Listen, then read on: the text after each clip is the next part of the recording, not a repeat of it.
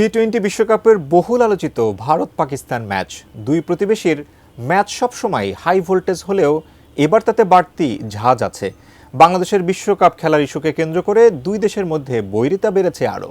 2025 Asia কাপে খেলার সময় পাকিস্তান ভারতের সাথে হাত মেলাতে চাইলেও তাতে সাড়া দেয়নি ভারত।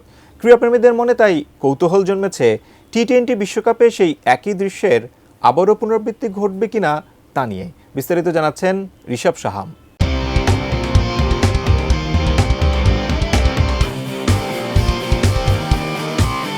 2025 এশিয়া কাপে তিনবার মুখোমুখি হয়েছিল ভারত ও পাকিস্তান। কোনোটিতেই টসের সময় দুই দলের অধিনায়ক এবং ম্যাচের শেষে খেলোয়াড়েরা হাত মেলাননি, যা পরবর্তী সময়ে নারী বিশ্বকাপ, অনূর্ধ্ব-19 এশিয়া কাপ, অনূর্ধ্ব-19 বিশ্বকাপ এবং রাইজিং স্টার্স এশিয়া কাপের ভারত পাকিস্তান ম্যাচেও দেখা যায়।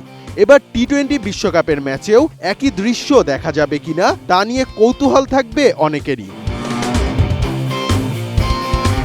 ভারত ও পাকিস্তানের গণমাধ্যম বলছে, আজ মাঠে থাকবেন পাকিস্তান ক্রিকেট বোর্ডের চেয়ারম্যান মহসিন নাকভি ও আইসিসি চেয়ারম্যান জয় শাহ। তাদের একসঙ্গে খেলা দেখার দিনে মাঠে ক্রিকেটারদের মধ্যে সৌহার্দ্যপূর্ণ করমর্দন দেখা যেতে পারে বলে অনেকেরই ধারণা। পাকিস্তান ও ভারতের অধিনায়কের সংবাদ সম্মেলনেও এ ধরনের ইঙ্গিত পাওয়া গেছে।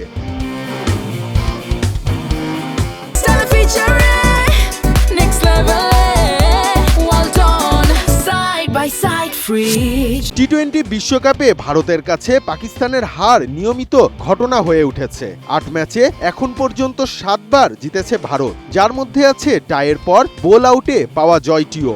তবে এবারের ভেন্যু কলম্বো বলে ভারতকে নিরঙ্কুশ ফেভারিট বলতে পারছেন না কেউ। তার ওপর পাকিস্তান কন্ডিশনের সঙ্গে ভারতের চেয়ে বেশি পরিচিত।